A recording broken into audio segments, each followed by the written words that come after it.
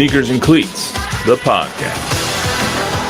Yes, she was. I keep looking over at Bob to see if we're going to come crashing down on the live stream or not. Welcome back to the Sneakers and Cleats podcast. This is Thursday, June 19th, episode 205 for the first time in 3 episodes. We are live streaming, which is working again, which is nice. But I appreciate everyone who has downloaded, rated, reviewed, and saying the YouTube version, which has been pretty good amount of people. So glad everyone's tuning in. So Chuck McKinnick on tap. Chuck, how are you? I'm doing great, Matt. How are you doing? That was so mechanical. I know. I'm doing great. I've run out of things to say. We've done so many of these. I guess 205 times I've asked you how you are, and now it's I'm doing great, Matt. Anyway, remember to subscribe to the YouTube channel, both News 4 Fox SA. Download, rate, review the podcast version wherever you get your podcasts. Helps us out a lot. As we have been doing for the past 3 weeks, we will continue to go over the latest trade and speculation rumors surrounding the San Antonio Spurs, because with every passing second, there is a new thing going on. So we're just 6 days away from the NBA draft, and hopefully within the next 6 days or in 6 days' time, we get a little bit more clarity about the intentions of the number 2 pick. Going to go over that. Plus, there's been a recent connection to an NBA Finals MVP who resides in the Northeast and the Spurs. That name has a lot of people a little interested. Plus, hear from Spurs legend Bruce Bowen on why he thinks Dylan Harper will work out wonderfully for the Spurs. And then Dejounte Murray comments on Coach Pop. The former Spurs guard and current Atlanta Hawks guard told an amazing story about Coach Greg Popovich this week on the Pivot podcast with Ryan Clark. So we'll talk about that and what it says about Pop and his entire attitude as he changed the culture of the San Antonio Spurs into what it is today. So we'll start with the Spurs draft rumors, for lack of a better term, though.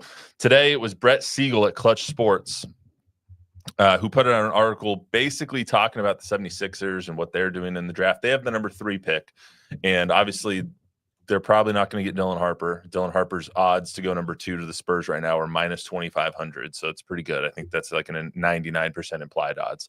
Obviously, Cooper Flag is going to go number 1. So they're between Ace Bailey and a VJ Edgecombe. Well, this week, I think it came out yesterday, that Ace Bailey canceled his interview and meet and greet with and workout with the 76ers, which is kind of odd for a prospect to do. So they're more going towards VJ Edgecombe now, but what they really want is Dylan Harper. The only way you're going to do that is to trade up with the Spurs, because they're the ones that are in the position to get it. So Siegel wrote in his article today, quote, multiple future first-round picks have been offered in exchange for the rights to take Harper, sources said. However, the Spurs haven't given any indication, that they're seriously considering any offers to move out of this spot in the draft. Are you surprised at this point in the process of everything we've heard that they are surprised, that they are hesitant or reluctant to move out of number 2, even for multiple firsts? I mean, we're assuming all this is 100% fact. Obviously, right? we're going to live under the assumption that this is true. There's probably a good possibility that it's not true. I would be shocked if there was a pick swap between 2 and 3 and then multiple picks tagged onto this trade, that the Spurs wouldn't make a move like that.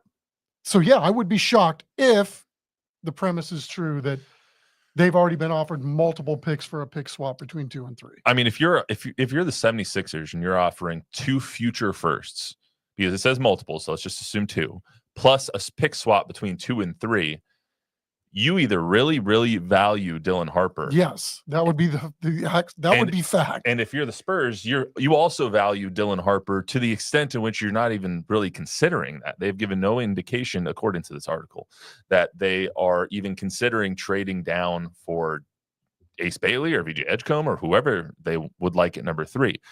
I think that also speaks to the level of the separation between 1, 2, and then everybody else.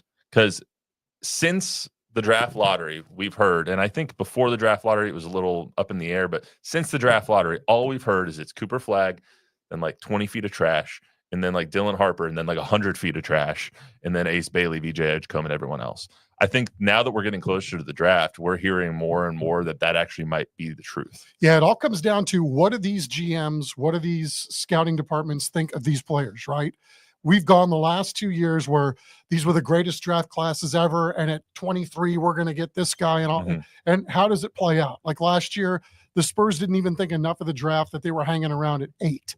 Yeah. So, yes, if they really value number 2, then it's probably pretty safe to say it's going to take a massive haul of not only a pick swap very high up, but also maybe another legit player in there too. Because again, the best part about a rookie guy is he's on a rookie contract. Yeah, 100%. You can do a lot of damage if you have a really kick-ass rookie that's on your contract or that's on your roster and playing. And to your point about last year's draft compared to this year's draft, I mean, when they traded out Rob Dillingham, Kenny Dillingham's my coach, works up. Rob Dillingham, when they traded him to the Timberwolves and they got a 2031 first round pick, everyone was like, what the hell? Why are we trading picks away? You're trading the 8th pick in the draft. Well, this year they're hesitant to trade 14. Like that tells you exactly how deep at least the Spurs think that this draft is. That's assuming again that they are hesitant to trade 14. Assuming that some of the leaks have been correct, that yes. they haven't traded it yet, and they very well still could on draft night or even before that. But it seems like they're more hesitant to give up picks or positioning in this draft than they have been in the past because of the depth of the draft. At least that's what it seems so far. I would, if I was a Spurs fan, I would also take this report, and like I said, it could not be true. It could be true. It could not be. We have no idea. But I would look at this as a real positive sign that it adds to the narrative of we're done picking in the lottery. I think when we heard that from Peter J. Holt the other day, we've seen all the moves that they're making, the trading for De'Aaron Fox, the wanting to hold on to younger guys, to see them develop something like the Thunder are probably going to be crowned tonight.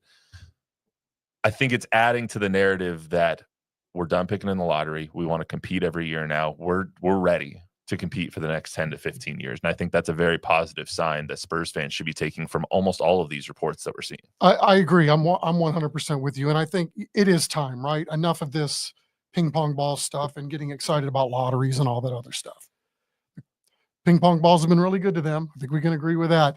But what's fascinating to me about all this, Matt, is that once again, because of the leverage that they have created for themselves on multiple fronts, which we've discussed many, many times here, is the fact that they literally can sit back and watch all these other GMs and scouting departments freak out or say, we got to do this. Here's our assets. We think the draft is this. We got to move up. Mm-hmm. We got to pull back. They can sit back and accommodate anybody who's going to push the panic button. Yep. And so there's still a lot of time between now and draft night.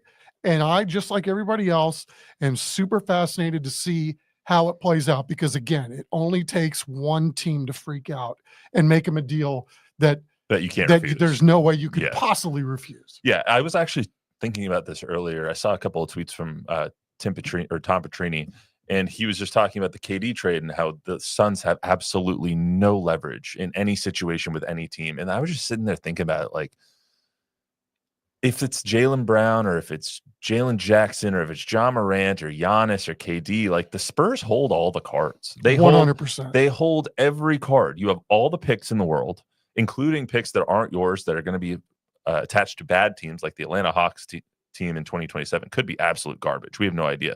In 2 years, the Spurs could have a first pick in the draft or a top 3 pick that's not even theirs because of the Atlanta Hawks pick. So you have that. You have the young assets, the Devin Vassell's, the KJs, the Harrison Barnes is a movable contract. So you have things that people want, the Jeremy Sohans of the world. And then you have young budding superstars that players want to play with. You have everything that players want, and you have everything that other teams want. They're the envy of every GM's eye and every player's eye because of Wemby and because of what Brian Wright has done and because of De'Aaron Fox and all of those things. And the cap space. It's insane. Yeah. It's insane that they've put themselves in such a good position Yes. to where literally any player becomes disgruntled. They're like, the Spurs would be good for him. Well, they have paid a price, right? I mean, obviously, it's been trash for the last 5 years. Right.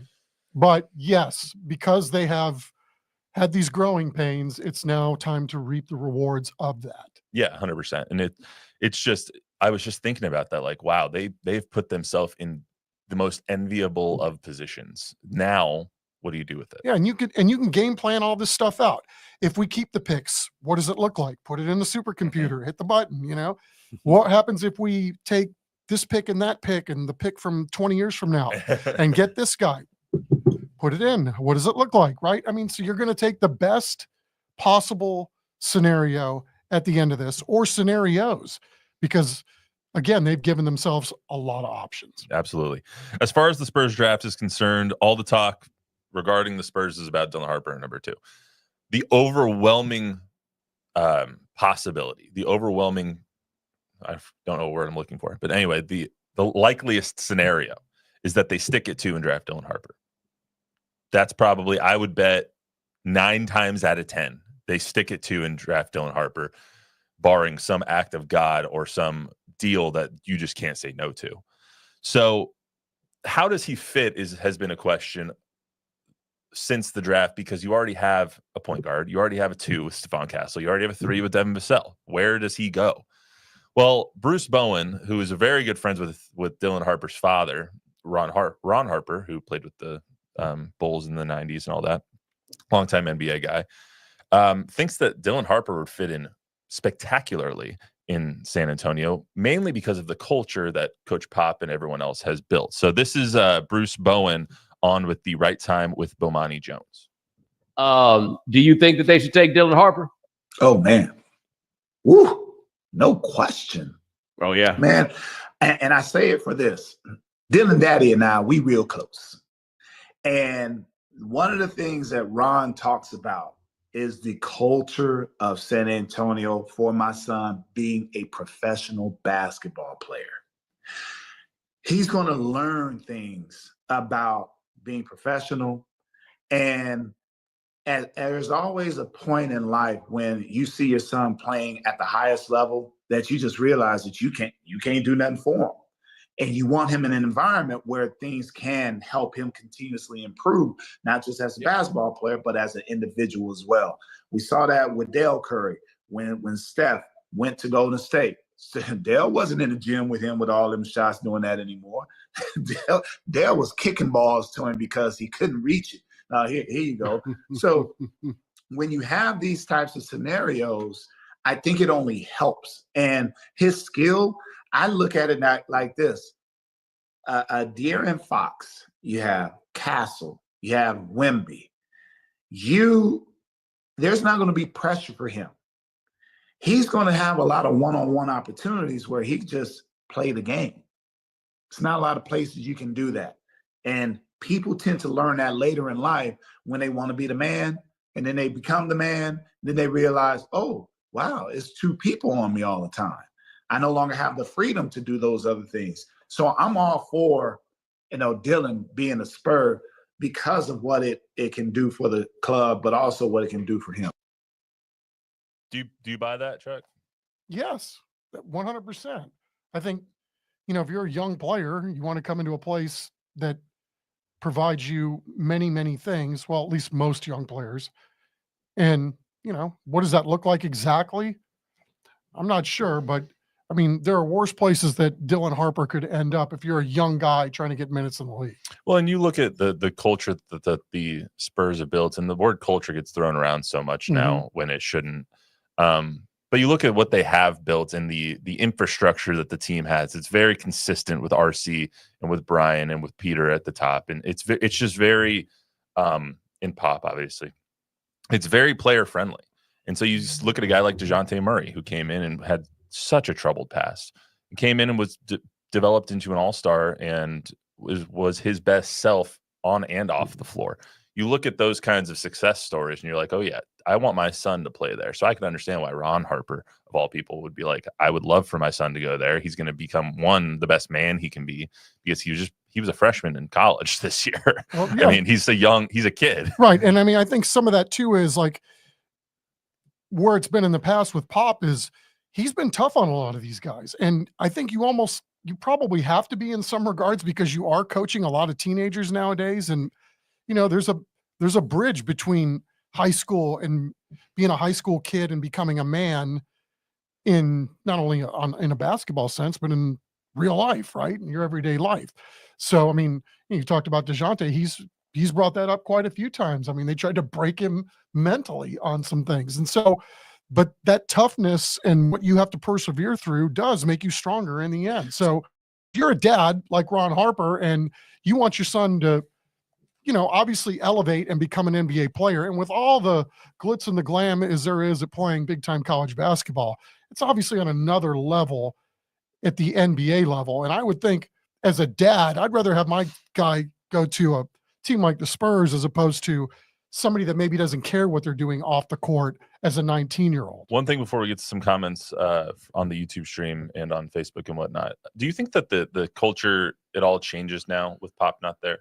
I mean, he's there, but not there, in the position that he had. He's not, on the everyday grind like he used to be. He's working on himself and getting healthy, which is what he needs to be doing. Do you think that it changes with Mitch now at the helm, the culture that's been building for the past 30 years? No, I think it's going to be different, but I mean, I think it's, the end game is the same, right? You're trying to become a better basketball team. You're trying to make better individuals as players and as men.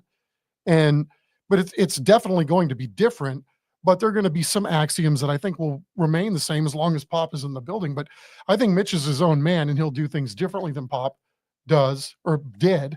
So, yeah. But there is a reason that they wanted Mitch to be the heir apparent, right? I mean, it's like, it's like with Shire and replacing Mike Krzyzewski. It's like they knew things were going to be a little different in the day-to-day operations, but the general overview, the general umbrella of being a Spur is exactly the same as it was before. The standard is still the same.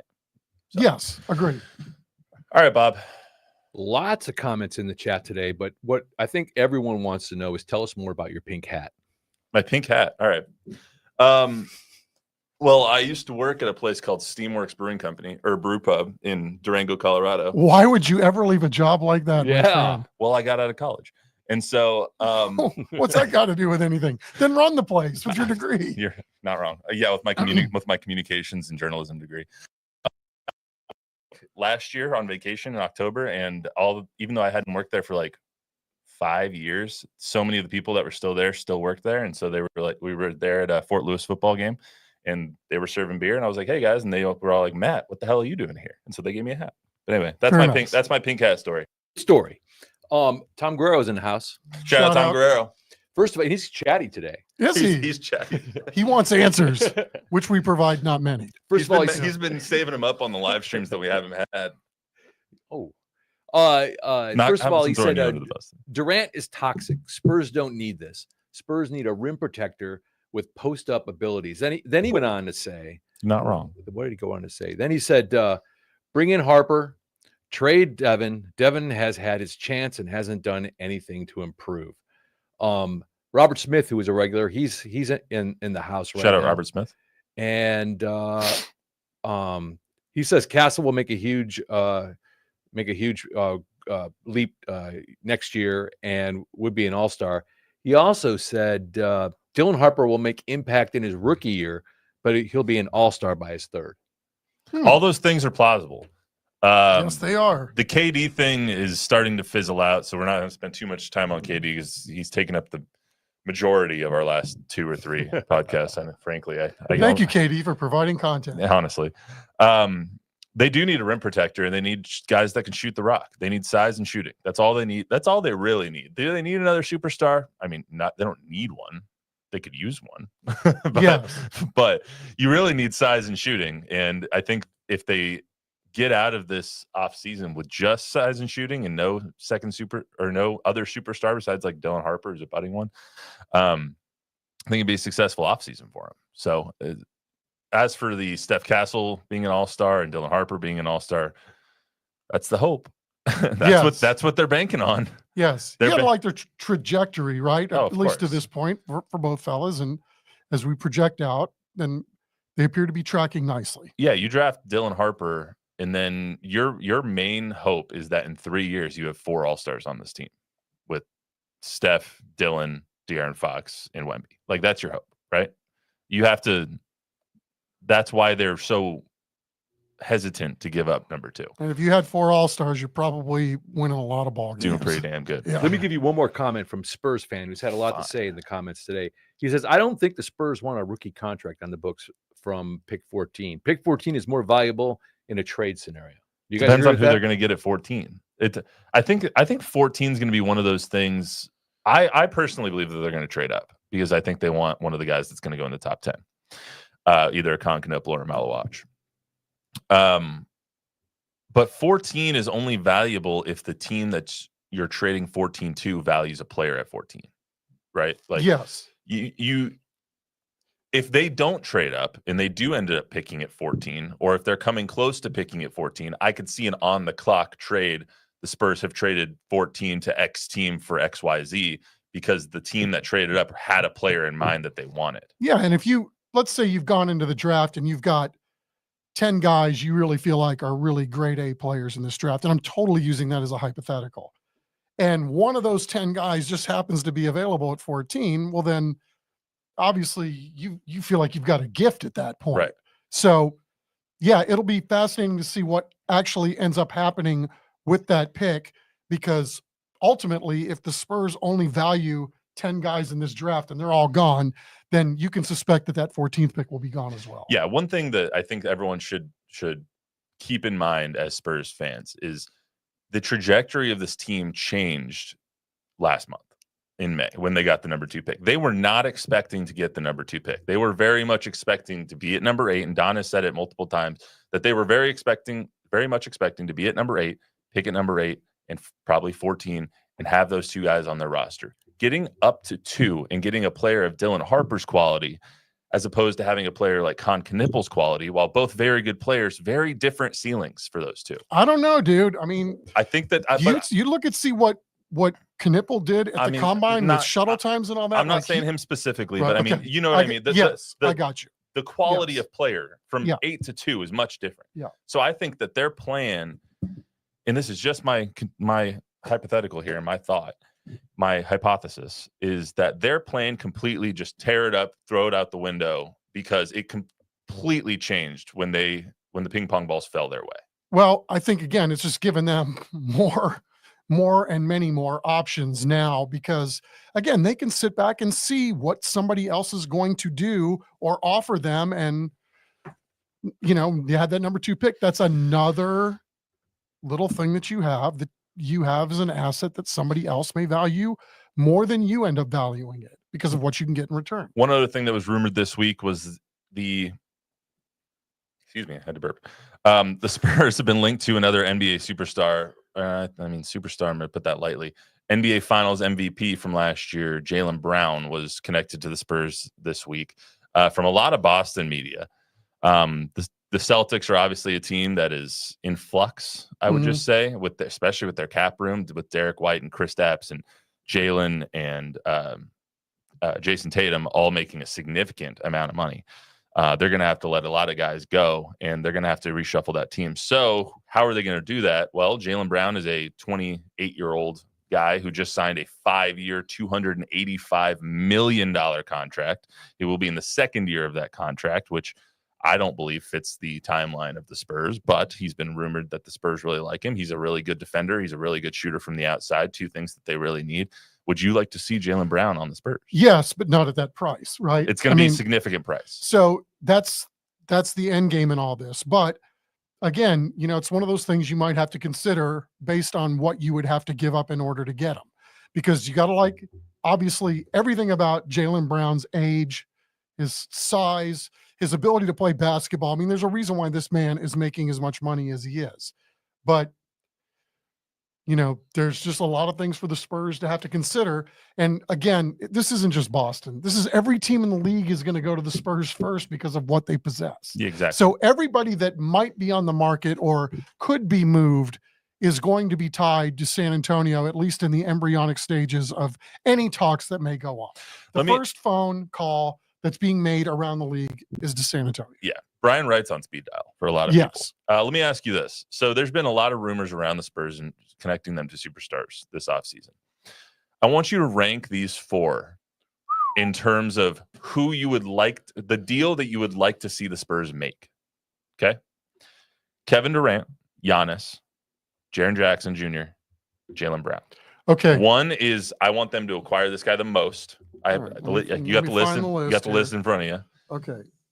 So who would you like for them to acquire the most? Who would you like for them to acquire the least? 1, 2, 3, 4. Dang. And you have to take into account the price of them in terms of draft compensation, what they're going to cost in terms of money, how they fit the timeline. So I would assume that Jaren Jackson makes the least. I believe that is true. Okay, so I'll go with him. He's going to cost you probably the most draft compensation. Probably so, but he fits though. Right. I mean, I would take all these guys for starters, right? And I would take all these guys if you could find a way, each individually. Obviously, you're not going to get them all based on what the Spurs roster looks like. Now that would be a hell of a story. But I would. My premise is this, though, and the caveat is, I would be really reluctant to trade future assets. So if I could get one of these guys with having to trade maybe 14, but that's it, and then get to keep everything else. Well, then KD would be your number 1. Because that's the only guy on that list you're only trading 14 for. Well, if it was KD, though, I think it would be different. I don't know that I'd put 14 in the mix because I don't think you would have to at this point. Okay. Right? I mean, again, that's me spitballing without knowing truly what cards everybody's holding in their hands. Giannis, Jaylen Brown, and Jaren Jackson. I would love Giannis would here. Be 4 or 5 number 1s. Imagine the star power of this franchise, how much it would go up if you had Giannis here. True. They'd get that. Plus, he can play. They'd get that arena built tomorrow. It would. They put it would stakes be a in step the in ground. the right direction, right? Some have say they've already have. So all right. You got Jaren Jackson at 1. Yeah, I'll go Giannis 2, Jaylen Brown 3, and KD 4, just for the sake of making things quick here, because I could supercomputer this in my head all day long. I would go tough choices here, my friend. I mean, that's why I send the rundowns out. Yeah. That's why I ignore them until the last second. That's why he had no idea I was going to ask him this.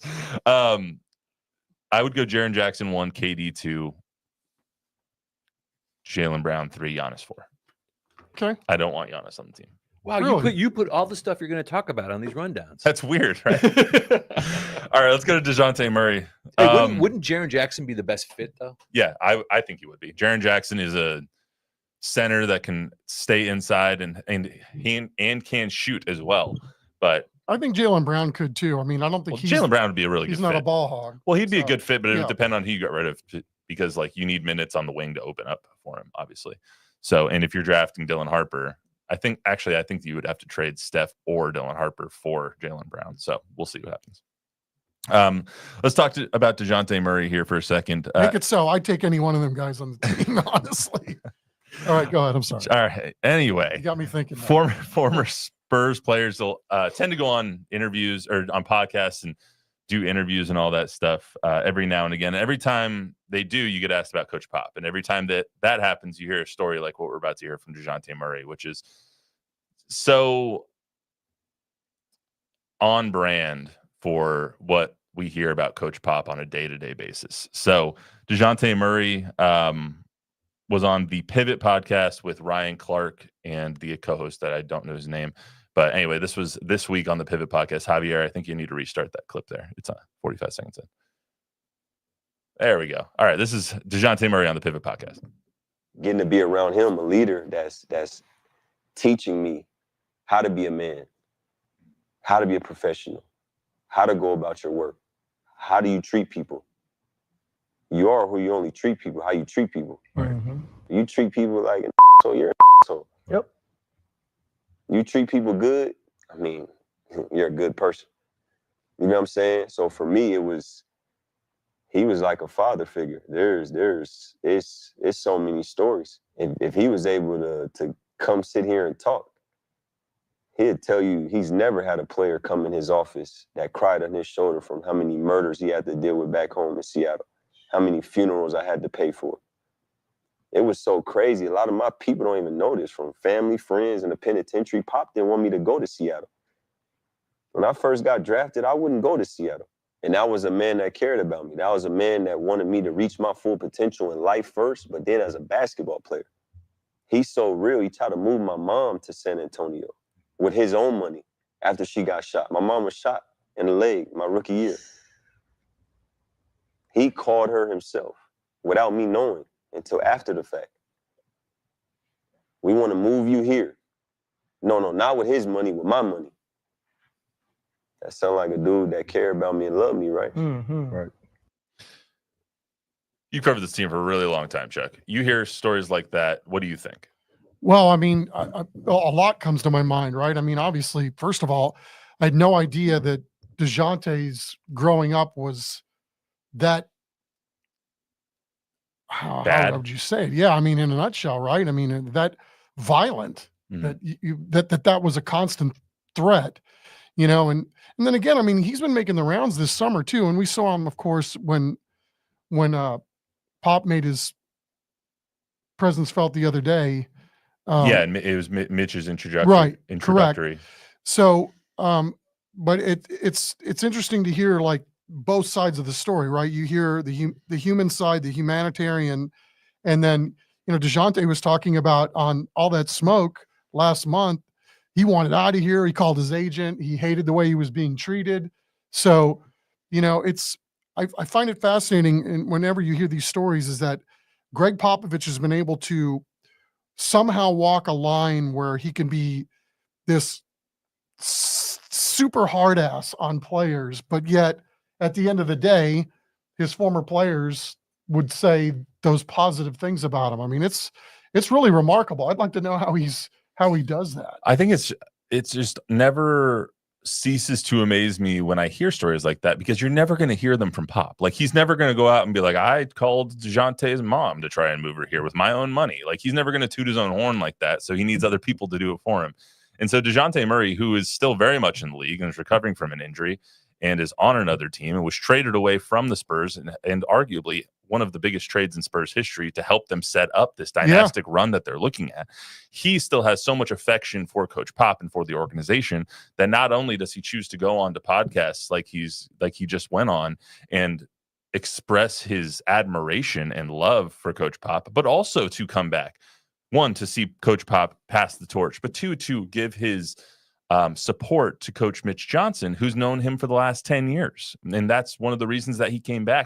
Mitch, significant in his life as well. Mitch bailed him out of jail or came and got him when he was in juvenile detention or something. I don't know the whole story, but I mean, obviously, if you have another man do that for you, I would imagine that, Mitch Johnson's going to be in Dejounte's life probably forever. And wonder, it tells you what kind of a guy Mitch Johnson is too. You just don't see that very often. And Don and I have had this conversation a lot, which is like, you don't see players on another team still active who were just traded away from your franchise come back to welcome the new head coach of that franchise. Mm-hmm. Right. Or true. Or to say goodbye to, or end of an era, kind of usher off the Popovich era. You don't see guys come back for that very often. And every time when you're talking about the Spurs, it's Tony, Timmy, and Manu, and it's Bruce Bowen, and it's Sean Elliott, who's still on the broadcast, and everybody that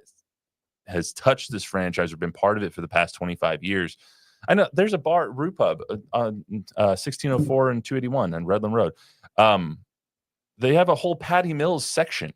Like, there's just guys that love being here, love being coached hard by Coach Pop.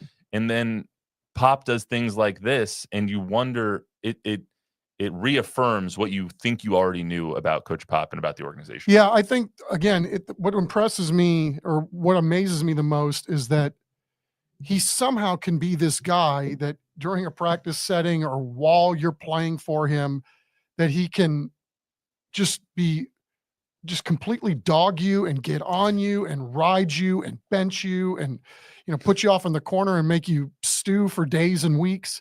And then there is that other side that you're right, we don't get to see. And that ultimately it's the tough love, and that obviously these guys must feel something if they're, they're compelled to express themselves in such a way. It's There was pretty cool. There was a story the other day, and this is the last thing before we get out of here. There was a story the other day that Richard Jefferson told, and I implore everybody to go check it out because it was hilarious. He was telling a story about how the guys on the floor were playing like crap, and Pop calls a timeout. Matt Bonner was about to enter the game, so he was sitting up there. So he takes his spot on the bench alongside the 4 guys that were playing like crap. And so and Pop just starts dog cussing everybody. He's like, "You suck, you suck, you suck." And then he gets to Matt Bonner, who just enters the floor, and he's like, "And you're an effing wussy." And he didn't say wussy. And Matt Bonner's sitting there like, "What the hell did I do?" And so Richard Jefferson was like, "I couldn't stop laughing, but I couldn't laugh because Pop was staring at me. So I just sat there." But it's so funny to hear stories like that. And then on the other side of it, hear stories like what Dejounte Murray said. It's like the true dichotomy of being that father figure head coach.